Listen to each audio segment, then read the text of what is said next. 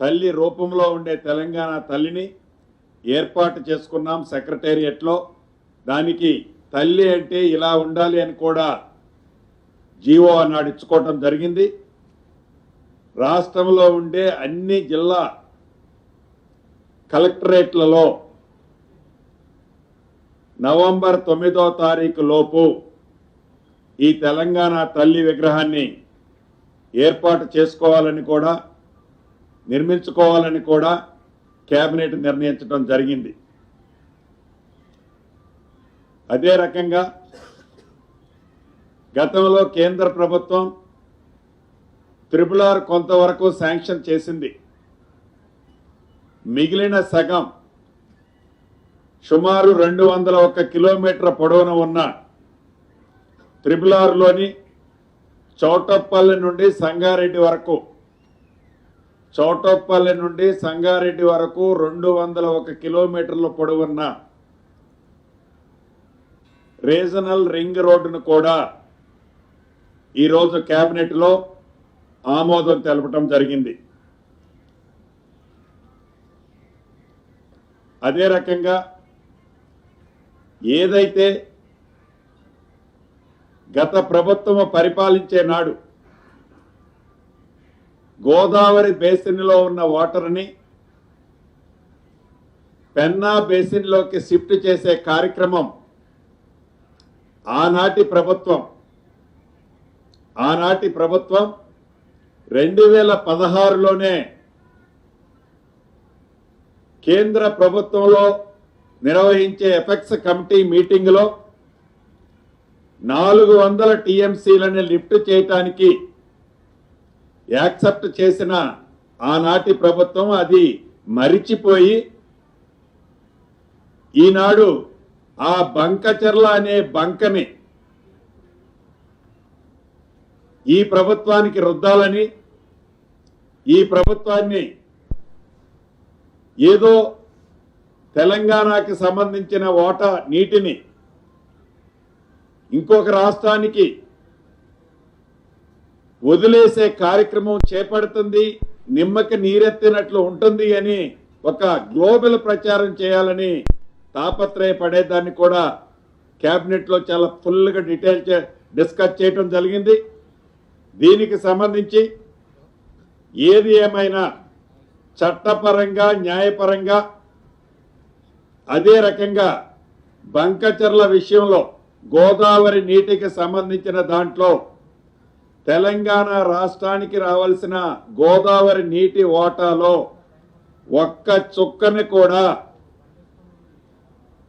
Forgo కావద్దని ఎంత దూరమైన ప్రయాణం చేసి ఎంత పోరాటమైన శక్తినంతా కూడగట్టుకొని ఈ ప్రభుత్వం తెలంగాణ ఓటాని తెలంగాణకి తెచ్చే దాంట్లో కృత నిశ్చయంతో పట్టుదలగా పనిచేయాలని కూడా కేబినెట్లో ఈరోజు తీర్మానం చేయడం జరిగింది.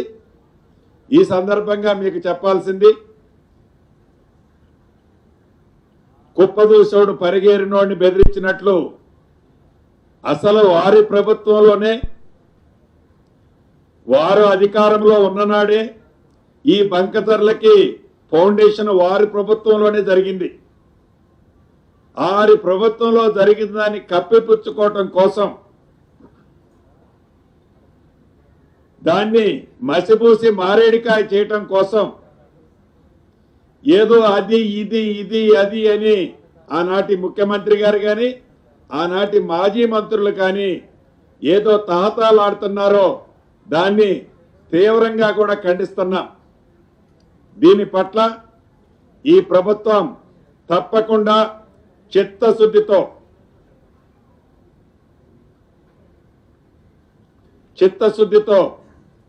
పనిచేయాలని కూడా నిర్ణయించినాం. దీనికి సంబంధించిన పూర్తి డీటెయిల్స్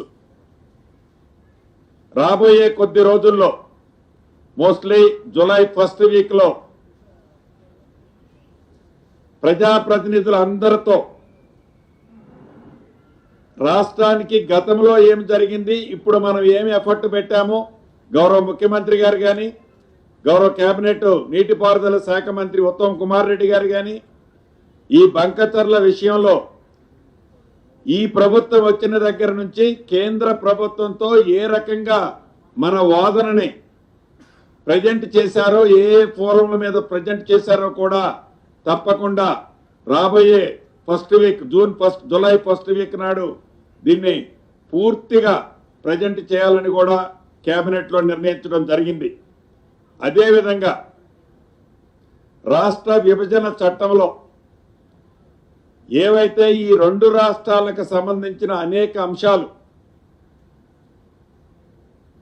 అది హౌసింగ్ బోర్డు ప్రాపర్టీస్ కావచ్చు, ఉమ్మడి ప్రాపర్టీస్ కొన్ని ఉన్నాయి. వాటికి సంబంధించిన అనేక అంశాలు ఏవైతే ఆ చట్టంలో పేర్కొనబడిన అంశాలన్నిటినీ రెండు రాష్ట్రాలకు సంబంధించిన ఉన్నతాధికారులతో ఒక 2 కమిటీలు ఆనాడు ఉన్నాయి. ఆ రాష్ట్రం కమిటీ ఉంది, ఈ రాష్ట్రం కమిటీ ఉంది. అతి కొద్ది రోజుల్లో మన రాష్ట్రం కమిటీ ఒక లెటర్ కూడా వాళ్ళకి కమ్యూనికేట్ చేసి విభజన చట్టంలో ఉన్న ప్రతి అంశాన్ని హై లెవెల్ కమిటీలో డిస్కస్ చేయాలని కూడా ఈరోజు కేబినెట్ తీర్మానించడం జరిగింది. అదే రకంగా కాళేశ్వరానికి సంబంధించిన కమిషన్ ఏదైతే రాష్ట్ర ప్రభుత్వాన్ని ఈ కాళేశ్వరానికి సంబంధించిన ఇంకా ఏమైనా మీ దగ్గర వివరాలుంటే పూర్తి ఆధారాలతో రాష్ట్ర ప్రభుత్వం దగ్గర ఉన్న ప్రతి అంశాన్ని, మీరు కమిషన్కి చెప్పాలనుకున్న ప్రతి విషయాన్ని ఈ నెల 30వ తారీఖు లోపు చెప్పాలి అని కమిషన్ అడిగిన దాన్ని వల్ల రాష్ట్ర ప్రభుత్వం ఏదైతే ఆనాడు కేబినెట్లో జరిగిన డిస్కషను దీనికి అప్రూవల్ ఉందని లేదని ఉందని వారి వాయిసే వారు వినిపించుకున్నారు ఇప్పటి వరకు. అది గౌరవ మాజీ ముఖ్యమంత్రి గారు కానీ, ఆనాటి నీటిపారుదల శాఖ మంత్రి గారు కానీ, అదే రకంగా ఆనాడు కేబినెట్ సబ్ కమిటీకి సంబంధించిన దాంట్లో మెంబర్గా ఉన్న ఈటెల రాజేంద్ర గారు కానీ, అదే రకంగా తుమ్మల నాగేశ్వరరావు గారు రిటర్న్గా కూడా రిప్లై పంపించడం జరిగింది. వీటితో పాటు కేబినెట్కి సంబంధించిన అంశాలు ఏవైతే ఉన్నాయో అవి అసలు ఇది ఎలా స్టార్ట్ అయింది, ఎక్కడ కట్టాల్సిన ప్రాజెక్టు ఎక్కడ కట్టారు, పూర్తి ఆధారాలతో రిటైర్డ్ ఇంజనీర్ల దగ్గర నుంచి ఆనాడిచ్చిన రిపోర్ట్ కానీ, కేబినెట్ సబ్ కమిటీ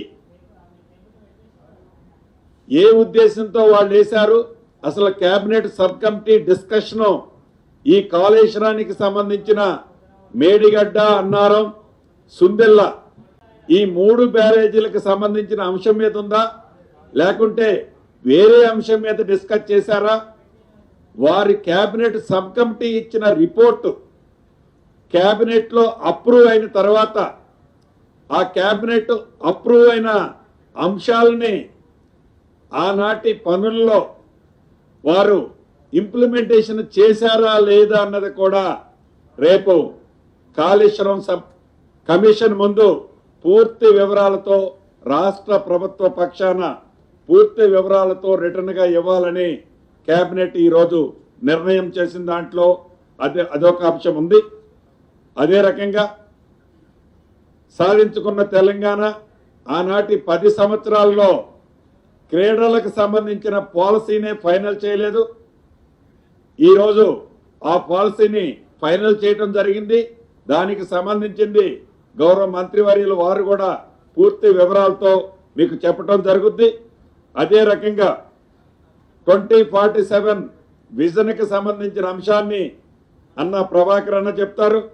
అదే రకంగా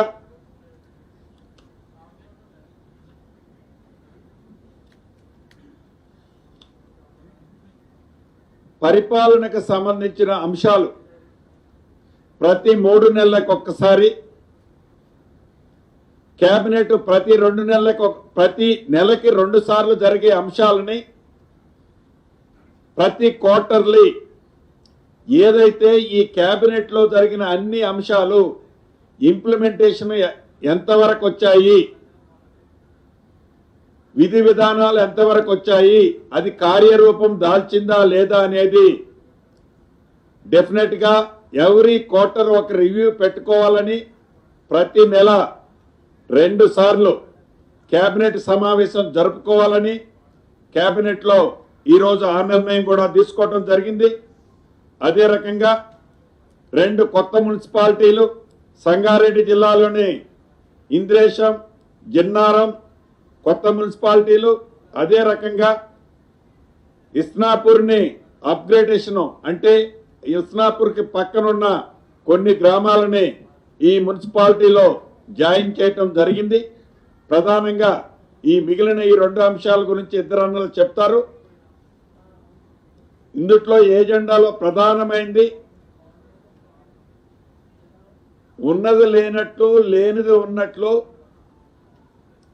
గత ప్రభుత్వంలో అధికారాన్ని అనుభవించిన పెద్దలు వారి స్కిన్ కాపాడుకోవటం కోసం ఏదైతే తాపత్రయపడుతున్నారో అది రాష్ట్ర ప్రజలకు తెలుసని తెలియజేస్తూ నేను సెలవు తీసుకుంటున్నాను.